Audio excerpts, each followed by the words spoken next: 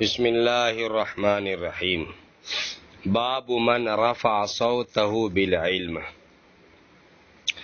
یہ باب اس آدمی کے بیان میں کہ جو آدمی اپنی آواز کو بالعلم، علم کے ذریعے یا علم بولنے کے وقت میں اونچی کرے، یعنی علمی بات زور سے کہنے کے بیان میں۔ زیادہ زور سے بولنا، چلانا کوئی اچھی چیز نہیں ہے، کوئی اچھی بات نہیں ہے۔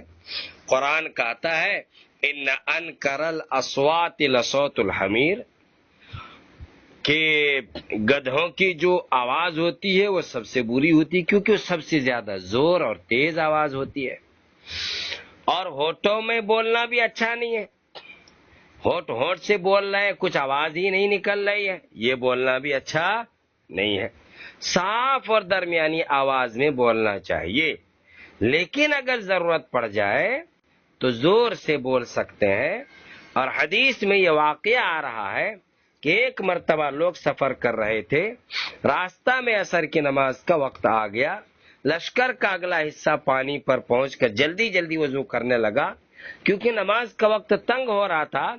جلدی بازی کی وجہ سے بہت سارے لوگوں کی ایڑیاں جو تھی وہ خشک رہ گئیں۔ جب نبی اقدس صلی اللہ علیہ وسلم نے یہ دیکھا تو حضور اقدس صلی اللہ علیہ وسلم نے اونٹ پر سے ہی 3 مرتبہ پکار کر کہا، زور سے کہا، ویل للعقاب من النار، ان لوگوں کے لیے جہنم کی وعید ہے کہ جنہوں نے ایڑیاں دھونے میں کوتاہی کی ہیں، ایڑیاں دھونے میں کوتاہی کی ہے۔ یہ کیا کہتے ہیں، اس باب کا مقصد ہے کہ علمی بات کہتے وقت آدمی اپنی آواز کو اگر ضرورت پیش آئے تو زور سے، تیزی سے، زور سے کہہ سکتا ہے۔ باب من، ترجمہ دیکھیے اب، باب من، یہ دروازہ بند کر دیں۔ باب من، یہ باب اس آدمی کے بیان میں رفع صوتہ، کہ جس نے آواز بلند کی بالعلم، علم میں یعنی علمی بات زور سے کہی، علمی بات میں آواز بلند کر دی۔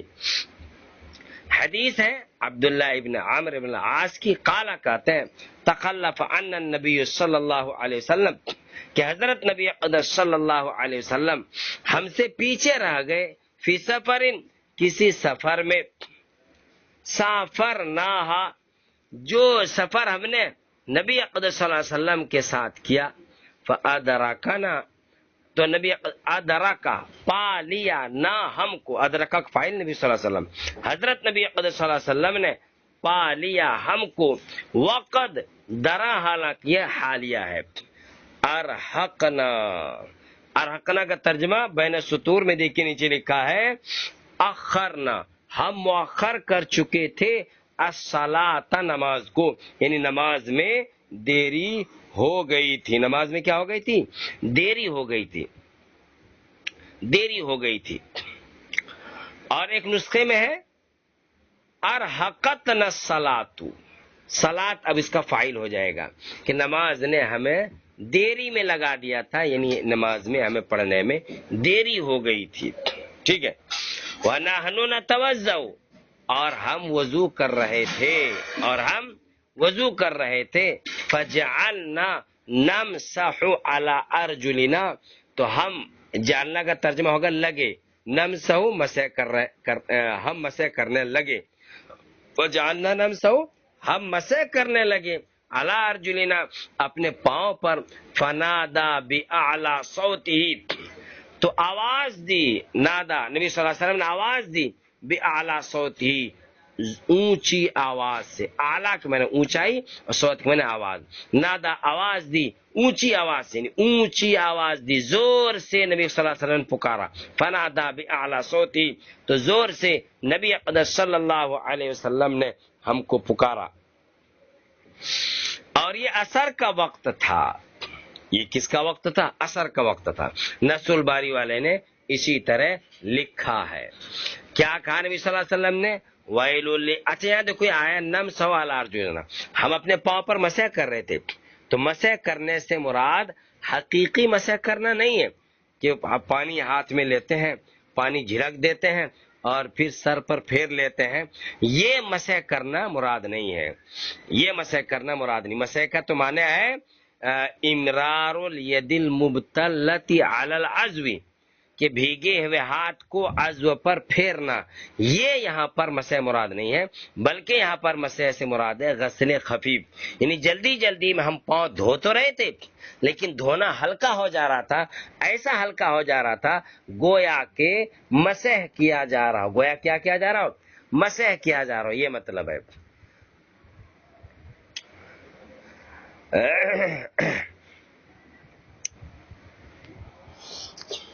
ویل للعقاب، یہاں پر روایت میں ویلون ہے اور ایک جگہ ویحن ہے۔ ویلون اور ویحن دونوں کا تقریباً ایک ہی معنی ہے، ٹھیک ہے، ہلاکت، کیا؟ ہلاکت۔ ویل للعقاب، ویل ہے، ہلاکت ہے، للعقاب ایڑیوں کے لیے، للعقاب ایڑیوں کے لیے، یعنی لأہل العقاب ایڑی والوں کے لیے۔ مفتی سعید صاحب رحمۃ اللہ علیہ نے تقدیری عبارت یہاں پر اس طرح نکالی ہے، ویل للمقصرین فی غسل العقاب من النار، ہلاکت ہے للمقصرین کمی کرنے والوں کے لیے، فی غسل العقاب ایڑی دھونے میں، کیسی ہلاکت ہے؟ من النار یعنی جہنم ہے، یعنی کیا ہے؟ جہنم ہے، دوزخ کی وعید ہے، دوزخ کی کیا ہے؟ وعید ہے۔ مرتين، 2 مرتبہ کہا، اور ثلاثاً یا 3 مرتبہ کہا۔ اس حدیث سے معلوم ہوا کہ ضرورت کے وقت میں زور سے بولنا، زور سے آواز کر کے کہنا جائز ہے، کیا ہے؟ جائز ہے۔ باب قول المحدث حدثنا واخبرنا وانبانا، کتاب العلم کے شروع میں علم کی فضیلت کا باب آیا، پھر دوسرا باب آیا من سئل عن علم، ٹھیک ہے، من سئل علما وهو مشتغل فی حدیث، ٹھیک ہے، اس کے بعد اور وہ باب یہ تھا کہ علم سوال کے ذریعے حاصل کیا جائے، منسوئلہ سے یہ بتلایا کہ علم کس کے ذریعے حاصل کیا جائے؟ سوال کے ذریعے سے۔ تو طالب علم کو چاہیے کہ وہ سوال کرے۔ شروع دور میں، دور اول میں جب کتابیں نہیں تھیں، پڑھنے پڑھانے کا یہ طریقہ نہیں تھا، اس زمانے میں پڑھنے پڑھانے کا یہ طریقہ تھا کہ استاد درسگاہ میں آ کر بیٹھ جاتے تھے، پھر طلبہ سوال کرتے اور استاد اس کا جواب دیتے۔ اس زمانے میں یہی علم حاصل کرنے کا طریقہ تھا، کتابیں نہیں تھیں۔ پھر اس کے بعد یہ باب لائے کہ جس سے سوال کیا گیا، جس استاد سے پوچھا گیا ہے، وہ علمی بات بیان کرنے کے وقت، فتویٰ بتانے کے وقت، مسئلہ بتانے کے وقت اگر ضرورت ہو تو زور سے اپنی بات کہہ سکتا ہے۔ اب چوتھا باب لایا گیا ہے، وہ چوتھا باب ہے باب قول المحدث حدثنا و اخبرنا و انبانا، ٹھیک ہے، یہ چوتھا باب ہے۔ اور یہ باب لائے ہیں کہ استاد جو جواب دے گا سوال میں، طالب علم نے سوال کیا یا کسی اور نے بھی سوال کیا، تو سوال کرنے کے بعد جب استاد جواب دے گا، عالم مفتی جب جواب دے گا، تو اس چوتھے باب سے اس بات کی طرف اشارہ کیا جا رہا ہے کہ بے سند بات نہیں بولے گا، جواب میں بے سند بات پیش نہیں کرے گا، بلکہ جو بھی جواب دے گا اس کے لیے استناد یعنی سند کی ضرورت پڑے گی، سند ضروری ہے۔ قرآن جو ہے، قرآن کا ثبوت تواتر طبقہ سے ہے، وہاں سند کی ضرورت نہیں۔ اس لیے آپ نے نہیں پڑھا ہوگا کہ سورۃ الفاتحہ میں نے فلاں استاد سے پڑھی، انہوں نے فلاں استاد سے، انہوں نے فلاں صحابی سے، انہوں نے نبی صلی اللہ علیہ وسلم سے، نبی صلی اللہ علیہ وسلم جبرائیل سے، اس طرح نہیں پڑھتے ہیں قرآن میں، کیونکہ تواتر طبقہ ہے۔ لیکن حدیث میں علمی بات کہنے میں کیا کہتے ہیں؟ سند کی ضرورت پڑتی ہے۔ کس کی ضرورت پڑتی ہے؟ سند کی ضرورت پڑتی ہے۔ احادیث شریفہ کی ایسی صورت نہیں ہے کہ اس کے لیے سند کی ضرورت نہ، بلکہ حدیث کے لیے سند کی ضرورت ہے، خاص طور پر سند چاہیے۔ اور دور اول میں اپنی سند بیان کرنے کے لیے مختلف طریقے سے روایت بیان کی جاتی تھی۔ مثلا ایک لفظ استعمال کیا جاتا ہے تحدیث، حدثنا، ایک لفظ استعمال کیا جاتا ہے اخبار، اخبرنا، ایک لفظ استعمال کیا جاتا تھا انبانا، سماعت، سمیت عن الشیخ فلاں، مناولہ، مکاتبہ، قراءت علی الشیخ، یہ سب علم منتقل کرنے کی شکلیں ہوتی تھی اور اپنی سند بیان کرنے کی صورت ہوتی تھی۔ اس کے ذریعے وہ آدمی اپنی سند بتلاتا تھا کہ میں نے فلاں استاد سے پڑھا ہے یا فلاں استاد نے مجھے پڑھایا ہے، میں نے ان سے مناولہ کیا ہے یا سماعت کی ہے، مکاتبہ کیا ہے یا قراءت علی الشیخ ہوئی ہے، اس طریقے سے اپنی سند بیان کرتا تھا۔ حضرت امام بخاری رحمۃ اللہ علیہ نے اس باب میں ان تمام شکلوں کے بارے میں گفتگو کی ہے، ٹھیک ہے، لیکن یہ ساری گفتگو مصنف کتاب جو حدیث کی کتابیں ہیں ان کے زمانے تک تھی۔ امام بخاری کا جب زمانہ تھا انہوں نے کتاب نہیں لکھی تھی، تو کتاب لکھنے سے پہلے یعنی ان کے زمانے تک یہ ساری باتیں تھیں، ٹھیک ہے۔ جب مسلم شریف نہیں لکھی گئی تھی، ترمذی نہیں لکھی گئی تھی، تو اس کتاب کے مصنف سے پہلے تک یہ بات تھی کہ طالب علم جب حدیث بیان کرے گا، استاد جب حدیث بیان کرے گا تو انبانا کہہ رہا ہے، حدثنا کہہ رہا ہے، اخبرنا کہہ رہا ہے، کس طریقے سے وہ سند بیان کر رہا ہے، اس بات کا اس وقت اعتبار ہوتا تھا۔ اور اس زمانے کا حال یہ ہے کہ کتاب کا حوالہ کافی ہے کہ بخاری میں ہے، اخبرنا، حدثنا، انبانا کہنے کی ضرورت نہیں، بس اتنا کہہ دو میں نے فلاں استاد سے پڑھا، انہوں نے فلاں سے، انہوں نے فلاں، انہوں نے فلاں سے، انہوں نے فلاں سے، اور بخاری کی روایت۔ اب اپنے استاد کا حوالہ دینے کی بھی ضرورت نہیں ہے، یہ ساری سند ختم ہو گئی۔ کسی بھی حدیث کے صحیح اور ضعیف ہونے کے لیے ہم سے جو کیا کہتے ہیں صاحب کتاب ہے وہاں تک کی سند نہیں دیکھی جائے گی، بلکہ صاحب کتاب سے لے کر کے نبی صلی اللہ علیہ وسلم تک جو سند ہے اس سند کی وجہ سے کوئی حدیث ضعیف یا کوئی حدیث منقطع یا کوئی حدیث کیا کہتے ہیں حسن یا کوئی حدیث کیا کہتے ہیں مرفوع، اور یہ سب بنتی ہے۔ مصنف کتاب کے بعد کے سند میں کون آیا، کتنا بڑا گنڈا آیا، کتنا بڑا اللہ کا ولی آیا، کچھ نہیں دیکھا جائے گا۔ اس کی وجہ سے حدیث کی صحت پر کوئی فرق پڑنے والا نہیں ہے۔ یہی کیا کہتے ہیں بات یہاں پر یاد رکھنا چاہیے کہ یہ جو حدثنا، انبانا، اخبرنا وغیرہ الفاظ کے ذریعے آدمی اپنی سند بیان کرتا ہے، یہ مصنف کتاب کے زمانے تک محدود تھا۔ اب کتاب کا حوالہ دینا کیا ہو جاتا ہے، کافی ہو جاتا ہے۔ جب کتابیں نہیں تھی، سمجھ رہے، بلکہ چہرہ بہ چہرہ، یعنی انہوں نے ان سے پڑھا، انہوں نے ان سے پڑھا، چہرہ بہ چہرہ حدیثیں بیان کی جاتی تھی۔ یہ اس زمانے کی بات تھی کہ بھائی وہ حدثنا کہہ رہا ہے یا انبانا کہہ رہا ہے، اخبرنا کہہ رہا ہے، یا قرأت علی الشیخ فلانی کہہ رہا ہے، یا سمیت عن الشیخ فلانی کہہ رہا ہے، کیا کہہ رہا ہے، اس وقت کیا کہتے ہیں، اس وقت اس کا اعتبار تھا، ٹھیک ہے۔ اب اگلی بات سنیے، نصر الباری والے نے لکھا ہے کہ کسی سے حدیث سیکھنے کو، کسی سے حدیث جاننے اور پڑھنے کو تحمل کہا جاتا ہے۔ کیا کہا جاتا ہے؟ تحمل کہا جاتا ہے، کہ انہوں نے فلاں سے حدیث حاصل کی ہے،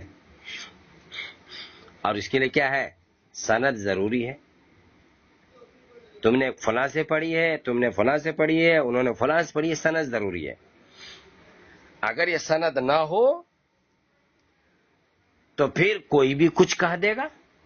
چنانچہ حضرت عبداللہ ابن مبارک رحمۃ اللہ علیہ کا قول نصر الباری والے نقل کیا ہے، الاسناد من الدین ولولا الاسناد لقال من شاء ما شاء، کہ اسناد دین ہے، سند بیان کرنا دینی کام ہے، اگر اسناد نہیں ہے، سند بیان کرنا نہ ہو، تو پھر جو آدمی جو چاہے گا جو کرے گا، جو چاہے گا بول دے گا۔ اور اب جب کتابیں چھپ گئی تو سند بیان کرنے کی ضرورت نہیں ہے، کتاب کا حوالہ دینا کافی۔ بخاری میں یہ روایت ہے، فتح القدیر میں یہ بات ہے، فتاوی ہندیہ والے نے یہ بات لکھی ہے، شامی میں یہ ہے، تنویر الابصار میں یہ ہے، طبیع الحقائق میں یہ ہے، کنز الدقائق میں یہ ہے، قدوری میں یہ ہے، فلاں کتاب میں لکھا ہو، کتاب کا حوالہ دے دینا کافی ہے. ٹھیک ہے. تو اس طرح حدیث لینے کو سیکھنے کو تحمل کہا جاتا ہے. کیا کہا ہے؟ تحمل. اصطلاح میں تحمل کہا جاتا ہے. اور تحمل حدیث کے بہت سارے طریقے ہوتے ہیں، جن طریقوں کو یہاں پر مصنف رحمۃ اللہ علیہ نے بیان کیا ہے. حضرت علامہ امام بخاری رحمۃ اللہ علیہ نے یہ باب قائم کی ہے، اور یہ باب قائم کر کے مصنف رحمۃ اللہ علیہ یہ بات ارشاد فرمانا چاہتے ہیں کہ سند کا ہونا ضروری ہے، سند کے بغیر حدیث معتبر نہیں. اور حضرت امام بخاری رحمۃ اللہ علیہ کے یہاں سند بیان کرنے کے لیے تحمل حدیث کو بیان کرتے وقت الفاظ سارے کے سارے ان کے یہاں کیا برابر ہیں. کوئی حدثنا کہے، اخبرنا کہے، انبانا کہے، جو چاہے کہہ سکتا ہے. امام بخاری رحمۃ اللہ علیہ کے یہاں سارے الفاظ کا ایک درجہ ہے. اس کے برخلاف متاخرین، اچھا حضرت امام بخاری رحمۃ اللہ علیہ کے ساتھ حضرت ائمہ اربعہ بھی ہے، متقدمین بھی ہے. متقدمین ائمہ اربعہ اور امام بخاری رحمۃ اللہ علیہ یہ سب یہی کہتے ہیں کہ جتنے الفاظ آ رہے ہیں حدثنا، اخبرنا، انبانا وغیرہ سب کے سب ایک درجہ رکھتے ہیں، ان میں آپس میں کوئی فرق تفاوت نہیں ہے. لیکن حضرت امام مسلم رحمۃ اللہ علیہ اور متاخرین کے نزدیک ان میں تھوڑا تھوڑا کیا ہے؟ فرق ہے. تھوڑا تھوڑا کیا ہے؟ فرق ہے. پھر تحمل حدیث کے جو الفاظ آتے ہیں ان کی کئی شکلیں ہوتی ہیں. ایک تو ہے قراءت علی الشیخ، یعنی استاد خود حدیث پڑھے اور شاگرد کیا کرے؟ سنتا رہے. دوسری صورت ہوتی ہے قراءت علی الشیخ، شاگرد حدیث پڑھے اور استاد کیا کرے؟ سنے. ان دونوں صورتوں میں روایت کرتے وقت امام بخاری رحمۃ اللہ علیہ کے یہاں ان دونوں صورتوں میں حدثنا، اخبرنا، انبانا سب کہہ سکتے، ان میں کوئی فرق نہیں. یہی قدمہ محدثین حتیٰ کہ ائمہ اربعہ سے بھی منقول ہے کہ چاہے شیخ نے ان کے سامنے پڑھا ہو یا انہوں نے اپنے شیخ کے سامنے پڑھا ہو، ہر وقت کیا کہے گا؟ کچھ بھی کہہ سکتا ہے. انبانا، اخبرنا، حدثنا کچھ بھی کہہ سکتا ہے. البتہ حضرت امام مسلم رحمۃ اللہ علیہ فرق کرتے ہیں. کہتے ہیں کہ پہلی صورت یعنی قراءت الشیخ، شیخ کے پڑھنے کی صورت میں حدثنا کہیں گے، اور دوسری صورت قراءت علی الشیخ، شیخ کے سامنے پڑھنے کی صورت میں اخبرنا کہیں گے. یہ حضرت امام مسلم رحمۃ اللہ علیہ کہتے ہیں کہ دو صورتیں ہو گئی تحمل حدیث کی، نہیں استاد سے حدیث سیکھنے، لینے اور پڑھنے کی. تیسری صورت ہے الاجازہ، اجازت بالمشافہہ، یعنی شیخ اور استاد اپنے شاگرد کو بالمشافہہ اجازت دے دے. اس کو کہتے ہیں امبا، یعنی نہ شاگرد پڑھے نہ شیخ پڑھے، کسی نے کچھ نہیں پڑھا، بلکہ شیخ نے بالمشافہہ اجازت دے دی کہ بھائی میں تمہیں اجازت دیتا ہوں حدیث بیان کر دیں. اس صورت میں راوی یعنی شیخ کو جس شیخ نے اجازت دی ہے وہ انبانی یا انبانا کہے گا. جیسے کہ مجھے اجازت حاصل ہے، کیا کہتے ہیں، حضرت علامہ مولانا تقی الدین ندوی صاحب داد برکاتہ اللہ علیہ سے، اور دارالعلوم دیوبند کے استاد ہیں حضرت علامہ مولانا مفتی عبداللہ معروفی صاحب داد برکاتہ اللہ علیہ.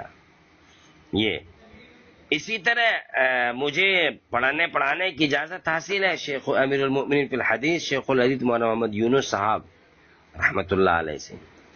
اسی طریقے سے میں نے جتنے اساتذہ سے حدیثیں پڑھی ہیں ان سے، حضرت جی شفیق الامت حضرت مولانا حسین احمد صاحب داد برکاتہ العالیہ، ان سے بھی حدیث کی اجازت حاصل ہے. تو یہ ہے اجازت. اس صورت میں میں کہوں گا انبانا یا انبانی.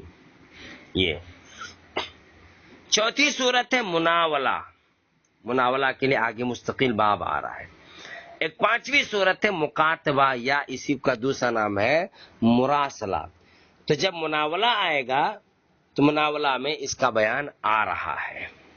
ایک صورت ہے وجادہ، مجاودہ، مجاودہ، وجادہ، یعنی کوئی صورت بھی متحقق نہیں ہوئی ما قبل کی 5 صورتوں میں سے، بلکہ کہیں سے کسی محدث کی ہمارے سامنے کوئی کتاب آ گئی، اب ہم اس کتاب سے حدیث بیان کرتے ہیں اور اس محدث کی طرف منسوب کرتے ہیں۔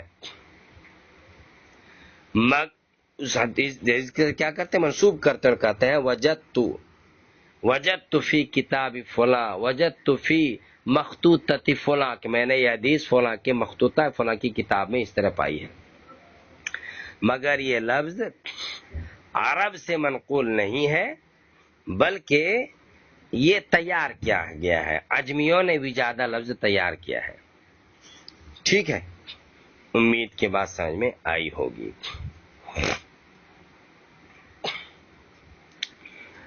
دیکھیے ترجمہ دیکھیے، تو اس پورے باب کا حاصل یہی ہے کہ روایت نقل کرتے ہوئے انبانا کہیے، اخبرنا کہیے، حدثنا کہیے، اسی مختلف الفاظ کو بیان کرنے کے لیے روایت آ رہی ہے، باب قائم کیا گیا ہے۔ اس میں مزید کوئی اور نصیحت والی بات یا کیا کہتے ہیں ثابت کرنا نہیں ہے، اگرچہ نصیحت والی بات آ سکتی ہے۔ باب قول المحدث، یہ باب محدث کا قول حدثنا اخبرنا انبانا کے بیان میں۔ وقال لنا الحمیدی، امام بخاری کہتے ہیں ہم سے امام حمیدی نے کہا، کیا کہا؟ کان عند ابن عیینہ، کہ حمیدی ابن عیینہ کے پاس تھے، سفیان ابن عیینہ کے پاس تھے، کیا کہا؟ حدثنا، اور کیا کہا؟ اخبرنا، اور کیا کہا؟ انبانا۔ وسمیت واحدا، اور میں نے ایک آدمی کو کہتے ہوئے سنا، وقال ابن مسعود، اور حضرت وسمیت واحدا یہ بھی کہے گا سمیت واحدا، ٹھیک ہے۔ وقال ابن مسعود، اور حضرت عبداللہ ابن مسعود رضی اللہ تعالیٰ عنہ ارشاد فرمائے حدثنا رسول اللہ، سمجھ رہے؟ اور صادق المصدوق، ان الفاظ کا کیا کہ ترجمہ میں ترجمہ نہیں کریں گے، الگ سے ترجمہ کیا جائے گا اس کا۔ اور حضرت عبداللہ ابن مسعود نے حدثنا رسول اللہ کہا، وہ صادق المصدوق، رہا کہ نبی صلی اللہ علیہ وسلم صادق اور مصدوق ہے، صادق سچے ہیں، مصدوق جس کو سچا لوگ سمجھتے ہیں۔ وقال شقیق ابن وائل، ابو وائل شقیق رحمۃ اللہ علیہ سے منقول ہے، وہ عبداللہ ابن مسعود سے نقل کرتے ہیں، سمیت النبی صلی اللہ علیہ وسلم کلمۃ قضا، کہ نبی صلی اللہ علیہ وسلم سے میں نے ایسا کلمہ سنا دیا، دیکھو سمیتو کہا انہوں نے۔ وقال حذیفہ حدثنا رسول اللہ حدیثین، حذیفہ نے کہا حدثنا رسول اللہ صلی اللہ علیہ وسلم حدیثین، کہ نبی صلی اللہ علیہ وسلم نے ہم سے دو حدیثیں بیان کی۔ وقال ابو العالیہ، اور ابو العالیہ الرباحی کہتے ہیں عن ابن عباس عن نبی صلی اللہ علیہ وسلم، دیکھو یہ عن آ گیا، سمجھ رہے کیا آ گیا؟ عن آ گیا، عن آ گیا۔ فیما یروی عن ربہ، جس کو وہ نقل کرتے عن ربی اپنے رب سے، تو عن آ گیا۔ یہ عن کا لفظ بتانا ہے کہ عن کے ذریعے بھی کیا ہے؟ روایت نقل کی جاتی ہے، عن کے ذریعے بھی روایت بیان کرتے ہیں، عن کے ذریعے بھی کیا کرتے ہیں؟ روایت بیان کرتے ہیں۔ البتہ عن کے سلسلے میں یہ بات یاد رکھنی چاہیے کہ جو عن کے ذریعے سے روایت نقل کرتے ہیں، تو اس صورت میں اگر ایسا راوی کہ جو مدلس ہے، جو عن کے ذریعے اپنی روایت بیان کر رہا ہے، اور روایت بیان کرنے والا مدلس نہیں ہے، مدلس کا مطلب ہوتا ہے کہ جو اپنے شیخ کو چھپا دیتا ہے۔ مثلا میں نے شیخ الحدیث مولانا محمد یونس صاحب رحمۃ اللہ علیہ سے بخاری پڑھی ہے، احادیث پڑھی ہے، اور میں مولانا یونس صاحب رحمۃ اللہ علیہ کو حذف کر دوں اور ڈائریکٹ شیخ الحدیث مولانا محمد زکریا صاحب رحمۃ اللہ علیہ کا حوالہ دینے لگوں کہ میں نے شیخ الحدیث مولانا زکریا صاحب رحمۃ اللہ علیہ سے نقل کیا ہے، عن نقل کروں، تو دیکھیے میں نے مولانا زکریا صاحب رحمۃ اللہ علیہ کو دیکھا بھی نہیں، صرف نام سنا، اور مولانا یونس صاحب رحمۃ اللہ علیہ سے پڑھا، مولانا یونس صاحب رحمۃ اللہ علیہ نے شیخ الحدیث مولانا زکریا صاحب رحمۃ اللہ علیہ سے حدیث پڑھی ہے، تو میں نے کیا شیخ الحدیث مولانا زکریا صاحب رحمۃ اللہ علیہ اور میرے درمیان جو ایک میرے استاد تھے مولانا محمد یونس صاحب رحمۃ اللہ علیہ، میں نے اس کو حذف کر دیا۔ یہ ہے تدلیس۔ یہ کیا ہے؟ تدلیس۔ تو اب میں عن کے ذریعے سے اگر بیان کروں گا تو اب میری روایت معتبر نہیں ہوگی۔ مدلس جس میں اپنے استاد کے نام چھپانے کا عیب ہے، تو اس کا عن کے ساتھ اتصال پر معمول نہیں کریں گے، اور یہ سمجھیں گے پتہ نہیں یہ حدیث متصل ہے بھی یا نہیں ہے۔ تو یہ یہاں پر بات یاد رکھیں، اور یہ بات یاد رکھنے کی ہے۔ آگے دیکھیے، وقال انس عن النبی صلی اللہ علیہ وسلم یروی عن ربی، دیکھیں یہاں پہ آ گیا عن النبی صلی اللہ علیہ وسلم یروی عن ربی، عن آ گیا۔ وقال ابو ہریرہ، اور حضرت ابو ہریرہ رضی اللہ تعالیٰ عنہ نے کہا عن نبی صلی اللہ علیہ وسلم یرویہ عن ربکم تبارک و تعالی، یہ عن کو سمجھانا ہے کہ ابو ہریرہ عن کے ساتھ نقل کر رہے ہیں اور نبی صلی اللہ علیہ وسلم بھی عن ربکم تبارک و تعالی۔ اچھا یہاں پر یہ بات بھی رکھیے کہ اللہ تعالیٰ سے جو نقل کیا جائے کہ نبی صلی اللہ علیہ وسلم کہ اللہ نے یہ فرمایا ہے، میں اللہ سے نقل کرتا ہوں، تو ایسی حدیث کو حدیث قدسی کہا جاتا ہے۔ کیا کہا جاتا ہے؟ حدیث قدسی کہا جاتا ہے۔ دیکھیے اب آگے حدیث آ رہی، حدیث ہے حضرت عبداللہ ابن عمر رضی اللہ تعالیٰ عنہ کی، اور وہ نقل کرتے ہیں نبی صلی اللہ علیہ وسلم سے۔ یہاں پر عن کو دیکھیے، عن حدثنا کے بعد کیا آیا؟ حدثنا۔ پھر سلیمان بن بلال کے بعد کیا آیا؟ حدثنا۔ عبداللہ بن دینار کے بعد کیا آیا؟ عن۔ اس کے بعد عن النبی، تو یہ عن اور حدثنا آ رہا ہے، ٹھیک ہے۔ عن نبی صلی اللہ علیہ وسلم قال، نبی صلی اللہ علیہ وسلم کہتے ہیں ان من الشجرۃ شجرۃ، کہ درختوں میں سے ایک درخت ہے، درختوں میں سے ایک درخت ہے۔ یہ بند کرو دروازہ، پھر کھول دیے۔ ان من الشجرۃ شجرۃ، کہ درختوں میں سے ایک درخت ہے، لا یسقط ورقها، کہ اس کا پتا کیا نہیں ہوتا ہے؟ گرتا نہیں ہے۔ وانها مثل یا مثل المسلم، وہ مسلمان کی مثال ہے، مسلمان اور مسلم کی طرح ہے۔ حدثونی، حدثونی سے لفظ اصلاح کیا ہے کہ یہ حدیث میں کیا گیا؟ حدثونی، ٹھیک ہے۔ ما ہیا، کہ وہ کیا ہے؟ قالا، کہتے ہیں حضرت عبداللہ ابن عمر، فوقع الناس، تو لوگ پڑ گئے، فی شجر البوادی، بوادی بادیتن، جنگل کے درختوں میں، سب لوگ جنگل کے درختوں میں غور کرنے لگے کہ کون سا درخت ہے جس کی مثال مسلمان اور مومن کی ہے، یعنی جو مسلمان اور مومن کی طرح ہے، جو مسلمان اور مومن کی طرح، میں ترجمہ کرا رہا ہوں، ٹھیک ہے۔ یہ فحدثونی ما ہیا، تو مجھے بتلاؤ کہ ما ہیا وہ کیا ہے، وہ کیا ہے۔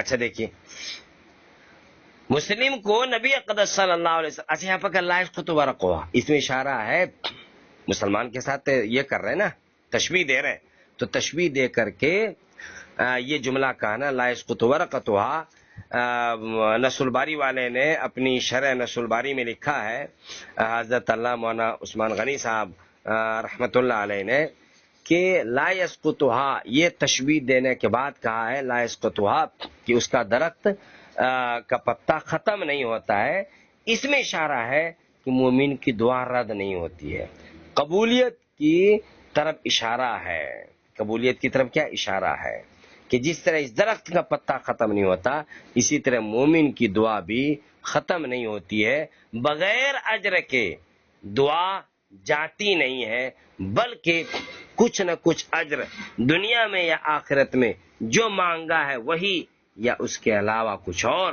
ضرور اس کو ملتا ہے، اگرچہ اس کا اس کو پتہ نہ چلے۔ اور مسلمان کے ساتھ یعنی آدمی کے ساتھ تشبیہ دی ہے، نصر الباری والے نے لکھا ہے تشبیہ اس لیے دی ہے کہ آدمی کا سر کاٹ دیا جائے تو زندہ نہیں رہتا ہے، اسی طرح کھجور کا بھی درخت کاٹ دیا جائے تو کیا نہیں رہتا ہے؟ زندہ نہیں رہتا، وہ بھی کیا ہو جاتا ہے؟ مر جاتا ہے۔ کھجور کے درخت میں بھی انسان کی طرح مذکر اور مؤنث ہوتے ہیں، اس چیز میں تشبیہ دی ہے، اور بھی بہت ساری کیا ہے تشبیہ وغیرہ پائی جاتی ہیں۔ دو بات آپ کے سامنے بیان کی گئی۔ وقع فی نفسی، میرے دل میں یہ بات واقع ہوئی، انہا النخلا، کہ یہ درخت کون سا ہے؟ کھجور کا درخت ہے۔ فاستحییت، تو مجھے شرم آئی، مجھے حیا آئی۔ ثم قالوا، پھر صحابہ نے کہا حدثنا، ہم سے بیان کیجئے، ما ہیا، وہ کیا ہے یا رسول اللہ، اے اللہ کے رسول؟ قال ہی النخلا، تو نبی اقدس صلی اللہ علیہ وسلم نے کہا وہ کیا ہے؟ نخلا ہے، کھجور کا درخت ہے۔ یہاں یہ آ رہا ہے کہ حضرت عبداللہ ابن عمر کہتے ہیں وقع فی نفسی انہا النخلا، کہ میرے دل میں یہ بات آ گئی تھی کہ وہ کیا ہے؟ کھجور کا درخت ہے۔ بعض روایت میں یہ ہے کہ میں سب سے چھوٹا تھا، اور حضرت ابوبکر، حضرت عمر جیسے حضرات وہاں پر موجود تھے، اتنے بڑے بڑے لوگ کچھ نہیں بول رہے تھے، تو میں جو اس قوم کا سب سے چھوٹا آدمی تھا، اس لیے بتانے میں مجھے شرم اور حیا آ رہی تھی۔ جب یہ بات حضرت عمر فاروق رضی اللہ تعالی عنہ کو حضرت عبداللہ ابن عمر نے بتلایا تو کہنے لگے اگر تم بتا دیتے تو میرے لیے سرخ اونٹوں سے بھی بہتر ہوتا، سرخ اونٹوں سے بھی بہتر ہوتا، کیونکہ جب تم بتا دیتے ایک چھوٹے بچے ہو کر کے اس سوال کا صحیح جواب دے دیتے تو نبی اقدس صلی اللہ علیہ وسلم تمہارے لیے بہت ساری دعائیں کرتے، بہت ساری دعائیں کرتے۔ ٹھیک ہے، چلیے اب آگے آ رہا ہے، بابو طرح المسئلتی علی اصحابنا لیختبر ما عندهم من العلم۔ یہ باب امتحان لینے کے بیان میں، سیدھا سیدھا اتنا ہے اس کا ترجمہ۔ یہ باب کیا ہے؟ امتحان لینے کے بیان میں ہے۔ اس باب کے ذریعے یہ بتلایا جا رہا ہے کہ امتحان لینا جائز ہے یا جائز نہیں ہے، جائز ہے یا جائز نہیں ہے، امتحان لیا جا سکتا ہے یا امتحان نہیں لیا جا سکتا ہے۔ طلباء کا امتحان لینا، طلباء سے سوال کرنا تاکہ ان کی علمی لیاقت کا اندازہ ہو جائے، یہ انہوں نے باب قائم کیا ہے۔ سبق کے دوران استاد کو طالب علموں سے غافل نہیں رہنا چاہیے۔ کیا نہیں رہنا چاہیے؟ غافل نہیں رہنا چاہیے، بلکہ طالب علم سے کبھی کبھی سوال کرتے رہنا چاہیے، اور جیسے ہی یہ محسوس ہو جائے کہ طالب علم غافل ہے، ادھر ادھر وہ اپنے ذہن کو پہنچا رہا ہے، غیر حاضر ہے، تو فوراً استاد کیا کرے؟ ایسی بات پوچھ لے جس سے پتہ چل جائے کہ وہ درسگاہ موجود ہے یا کیا کہتے ہیں غیر حاضر ہے۔ ٹھیک ہے، اس کے علاوہ طالب علموں سے وقتاً فوقتاً سوال بھی کرتا رہے تاکہ ان کی علمی لیاقت کا اندازہ ہو جائے۔ مگر اب جماعتیں اتنی بڑھا دی گئی ہیں کہ درسگاہ خود وعظ کی ایک مجلس بن گئی ہے، بڑی لمبی چوڑی درسگاہ ہوتی ہے، تو اس صورت میں تربیت کرنا اور اس کی جانچ کرنا مشکل ہے۔ ہر سے سننا اور ہر ایک کا پرکھنا کیا ہے؟ مشکل ہے۔ پہلے طلباء جب پڑھتے تھے تو طالب علم سوال کرتے تھے، بحث و مباحثہ ہوتا تھا۔ اب تو اتنے بچے ہوتے ہیں درسگاہوں میں کہ سب کا سوال کرنا اور سب کے سوال کا پھر جواب دینے سے گھنٹہ ہی ختم ہو جاتا ہے۔ چلیے، تو یہ ہے یہاں پر کہ آدمی چنانچہ اسی حدیث کو مد نظر رکھتے ہوئے مدرسوں میں امتحانات ہوتے ہیں، چشمائی امتحان ہوتا ہے، ماہانہ امتحان ہوتا ہے، سالانہ امتحان ہوتا ہے۔ چنانچہ یہاں مدرسے میں، ہمارے مدرسے میں یہاں پر کیا کہتے ہیں ماہانہ امتحان ہوتا ہے، اور بقرعید کی چھٹی سے پہلے ایک مرتبہ امتحان ہو جاتا ہے، اور امتحان ہو کر کے پھر کیا ہوتی ہے؟ چھٹی ہوتی ہے۔ اس باب کا یہی ماحصل ہے، اور اس باب کا یہی کیا ہے؟ خلاصہ ہے۔ دیکھیے ترجمہ، بابو، یہ باب طرح المسئلتی، مسئلہ، طرح الامام، امام کے، استاد کے، المسئلہ سوال پھینکنے اور ڈالنے کے بیان میں، علی اصحاب ہی، اپنے شاگردوں پر، لیختبرا، تاکہ استاد اور امام امتحان لے، ما اس علم کا، عندہم جو ان کے پاس ہے۔ دیکھو ما کا بیان آگے آ گیا، من العلم، یہ روایت ما قبل میں بھی آ گئی، عن ابن عمر، حضرت عبداللہ ابن عمر سے منقول ہے